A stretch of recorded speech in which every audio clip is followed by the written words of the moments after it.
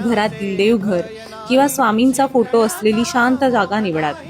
जेव्हा आपण एखादी गोष्ट ठामपणे ठरवतो तेव्हा मेंदूतील निर्णय घेणारा भाग अधिक सक्रिय होतो. यामुळे आपलं मन संकल्पाच्या काळात सहज विचलित होत नाही. त्याचबरोबर आपल्या मेंदूची एक नैसर्गिक यंत्रणा अशी आहे जी आपण ठरवलेल्या गोष्टीशी संबंधित मार्ग, संधी आणि संकेत शोधू लागते. आध्यात्मिक भाषेत सांगायचं झालं तर तुमच्या संकल्पामुळे स्वामींची कृपा तुमच्या कृतीत उतरायला सुरुवात करते.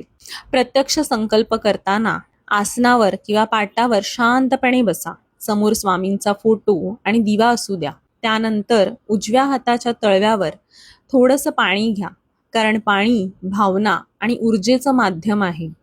त्या पाण्यावर अक्षता आणि एक फूल ठेवा. आता डोळे अलगद मिटा. स्वामींचं स्मरण करा आणि मनात किंवा हळू आवाजात म्हणा, मी अमुक आज या शुभ दिवशी माझ्या अमुक इच्छेसाठी अमुक दिवसांचा तारक मंत्राचा संकल्प करीत आहे.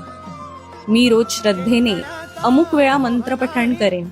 स्वामी, मला हे अनुष्ठान पूर्ण करण्याचं बळ द्या आणि माझ्या पाठीशी सदैव उभे राहा. हे बोलून झाल्यावर हातातील पाणी ताम्हणात सोडा आणि नम्रपणे स्वामींच्या चरणी नतमस्तक व्हा. संकल्पाच्या काळात रोज शक्यतो एकाच वेळी मंत्र म्हणा. यामुळे मन त्या लयीशी जुळतं. तुमचा आहार साधा आणि सात्विक ठेवा. मनात जाणीवपूर्वक राग, द्वेष, अस्वस्थता साठवू देऊ नका. जप झाल्यावर किमान 2 मिनिटं शांत बसा, जेणेकरून निर्माण झालेली ऊर्जा तुमच्या मनात आणि शरीरात स्थिर होईल. कधी एखाद्या दिवशी काही कारणास्तव मंत्र जाप करता आला नाही तर स्वतःला दोष देऊ नका. मनातल्या मनात स्वामींची क्षमा मागा आणि मानसिक जप करा. स्वामी भाव पाहतात, नियम नाही.